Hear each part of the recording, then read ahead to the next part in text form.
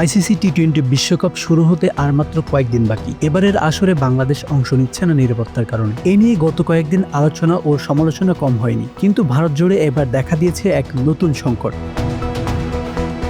নতুন এই সংকটের কারণে এরই মধ্যে স্বাগতিক ভারতের টি-20 আয়োজন নিয়ে ফের আশঙ্কা তৈরি হয়েছে। ভারতের বেশ কয়েকটি সংবাদ মাধ্যম এই খবর প্রকাশ করেছে।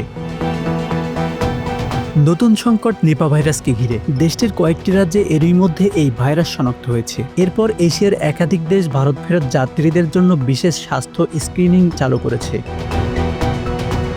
সূত্রের আভাস, পরিস্থিতি আরও অবনতি হলে পুনরায় কোয়ারেন্টাইন ব্যবস্থা চালু করার আশঙ্কা রয়েছে, যেমনটি করোনাকালে করা হয়েছিল। এমন পরিস্থিতিতে বিশ্বকাপে অংশ নিতে আসা ক্রিকেটার, কর্মকর্তা, সাংবাদিক এবং দর্শকদের ভোগান্তি বাড়তে পারে। বিভিন্ন আন্তর্জাতিক স্বাস্থ্য সংস্থা ইতিমধ্যেই ভারতে নিপা ভাইরাসের বিস্তার নিয়ে সর্বোচ্চ সতর্কতা জারি করেছে। জিএ সুপার, ট্যাপমার্ট, হেলথ মাস্টার, খাইবার নিউজ সহ একাধিক সংবাদ মাধ্যম বিশ্বকাপ আয়োজন নিয়ে সংশয় প্রকাশ করে প্রতিবেদন প্রকাশ করেছে।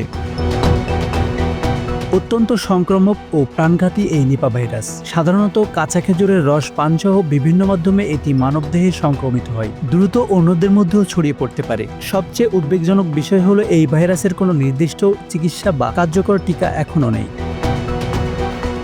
সিজিটিএনের তথ্য অনুযায়ী ভারতে ইতিমধ্যে চিকিৎসাকর্মী সহ অন্তত 5 জন নিপা ভাইরাসে আক্রান্ত হিসেবে শনাক্ত হয়েছেন। জনবহুল দেশ ভারত হওয়ায় সবার কার্যকর স্ক্রিনিং করাও বড় চ্যালেঞ্জ হয়ে দাঁড়িয়েছে, যা সংক্রমণ দ্রুত ছড়িয়ে পড়ার ঝুঁকি বাড়াচ্ছে। উইকিপিডিয়ার তথ্য মতে নিপা ভাইরাসে মৃত্যু হয় 40 থেকে 75% পর্যন্ত। যারা সুস্থ হন তাদের অনেকের মধ্যেও পরবর্তীতে স্নায়বিক জটিলতা দেখা যায়।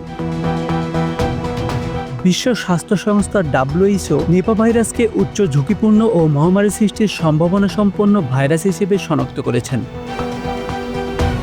আশানুর রহমান মিঠু, বাংলা অ্যাফেয়ার্স।